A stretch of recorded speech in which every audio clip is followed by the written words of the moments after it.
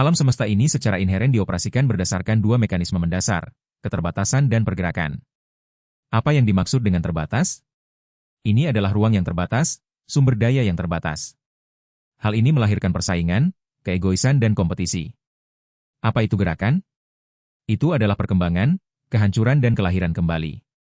Segala sesuatu ada berkat atom terkecil yang terus bergerak. Organisme dapat bertahan hidup berkat proses metabolisme dan perubahan yang terus-menerus.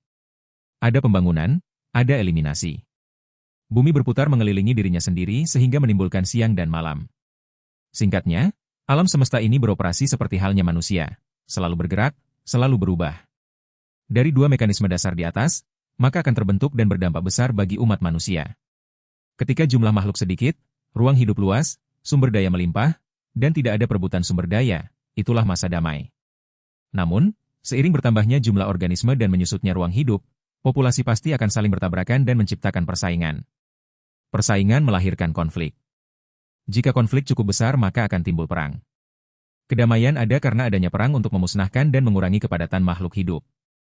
Perang terjadi karena proses perdamaian telah mengumpulkan cukup banyak kontradiksi sehingga kemudian pecah perang. Damai dan perang adalah dua negara yang membutuhkan keduanya, saling meniadakan namun membutuhkan separuh lainnya untuk tetap ada. Dibandingkan dengan mekanisme pergerakannya, maka akan membentuk lingkaran tanpa akhir. Sejak awal, masyarakat manusia selalu terbagi menjadi kelas penguasa dan kelas yang dikuasai. Kedua kelas ini serupa, selalu berkembang, bertarung dan meraih kekuasaan.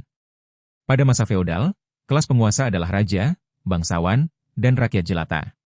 Ketika konflik tidak cukup besar, kelas penguasa tidak dieksploitasi secara berlebihan, masih terdapat cukup ruang untuk pembangunan. Namun, ketika kelas penguasa melakukan eksploitasi secara berlebihan, maka akan tercipta perang antara kelas bawah dan kelas atas, yang berujung pada pergantian rezim. Ketika kelas yang dikuasai berkembang ke tingkat tertentu, pemikiran mereka berubah, yang berarti perubahan kualitatif. Ketika mereka mengumpulkan cukup banyak, mereka akan merasakan kebutuhan untuk mengubah bentuk sosial sepenuhnya. Dan saat itulah kapitalisme menggantikan feodalisme. Demikian pula, ketika kelas kapitalis mengeksploitasi proletariat secara ekstrim, kelas ini terus tumbuh dan menggulingkan kelas kapitalis. Tidak masuk akal,